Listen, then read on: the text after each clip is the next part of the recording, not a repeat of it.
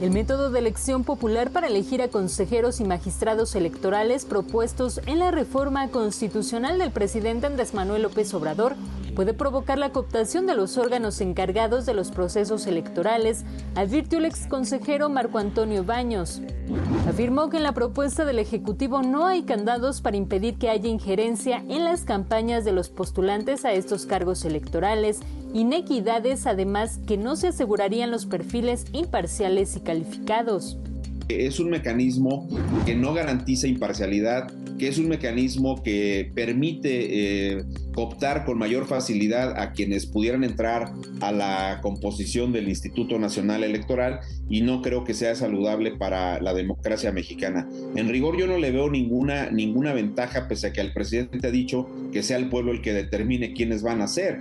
Pero usted sabe muy bien que en rigor, como se trata del cumplimiento de funciones técnicas, de funciones especializadas, pues no se necesita, y lo voy a decir con mucho respeto, pero no se necesita que las consejeras y los consejeros o los magistrados y magistradas le sean simpáticos al público, a los electores.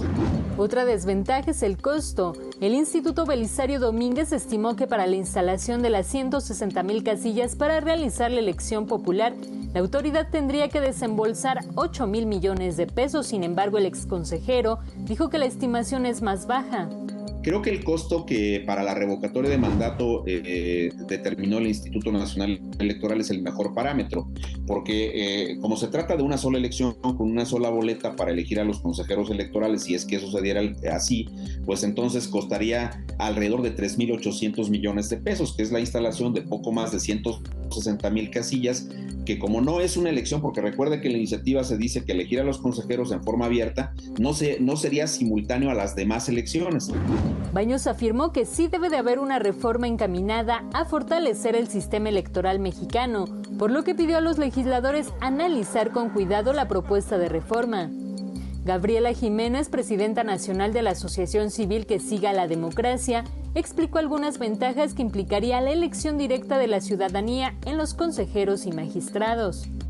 Actualmente son elegidos por el Poder Legislativo, unos en el Senado, otros en la Cámara de Diputados, pero eso genera que no sean realmente autónomos y que no sean realmente independientes, porque los pone un partido político, los pone un grupo parlamentario, a los que después pues se deben. Y además va a haber varios candados para que no sean personas que los ponga alguna fuerza política. Va a haber una terna que van a enviar 20 propuestas del Poder Legislativo, 20 propuestas del Poder Ejecutivo y 20 propuestas al Judicial. Pero en las tres deben de ser aprobadas por más de 3/4 partes.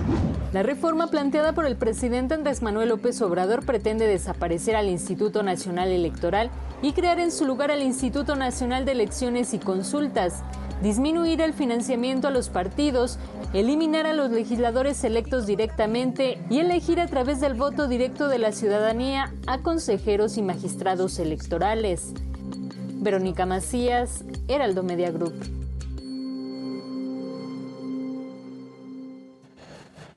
Y fue justamente Porfirio Muñoz Ledo, el expresidente de la Cámara de Diputados, quien hizo un llamado para crear un frente democrático contra la reforma electoral propuesta por el presidente López Obrador, al asegurar que el gobierno de la Cuarta Transformación ejerce demasiada presión en los actores políticos para que sus reformas sean aprobadas. Ahí está Porfirio Muñoz Ledo de nueva cuenta la carga en contra de Morena y del presidente López Obrador en particular.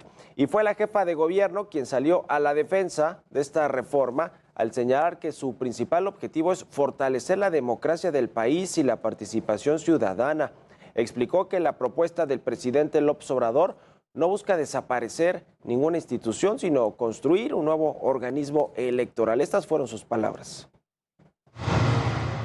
La propuesta de reforma electoral que ha presentado el presidente de la República lo que hace es fortalecer la democracia, es hacer más democracia con menos costo, es fortalecer un nuevo organismo electoral, porque no es que desaparezca, sino que se construye un nuevo organismo electoral que tiene muchas capacidades que tiene actualmente el Instituto Nacional Electoral, pero que genera más democracia y que es más representativo.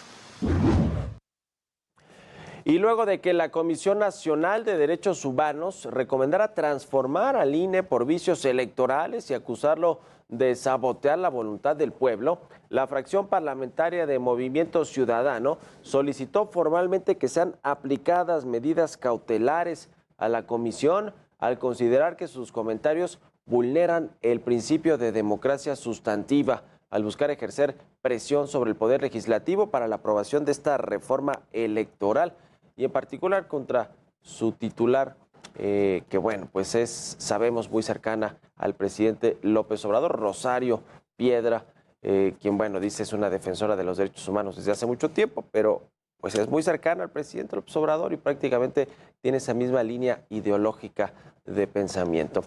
Pero esto no paró ahí, pues las consejeras y los consejeros de esta Comisión de los Derechos Humanos se mostraron inconformes tras la recomendación emitida por Rosario Piedra Ibarra, la presidenta de este organismo. Esta es la información.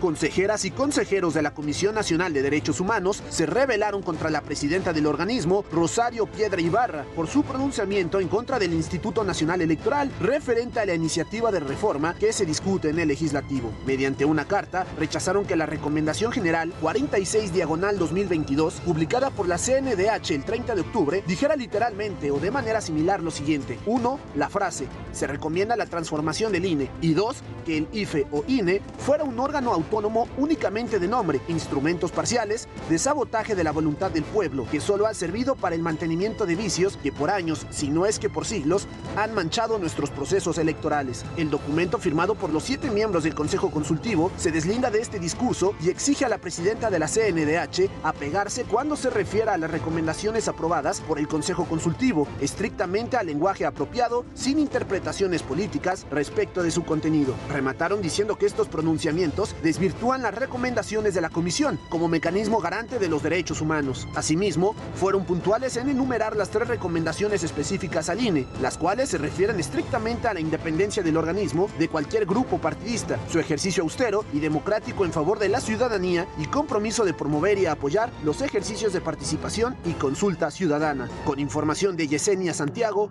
Heraldo Televisión.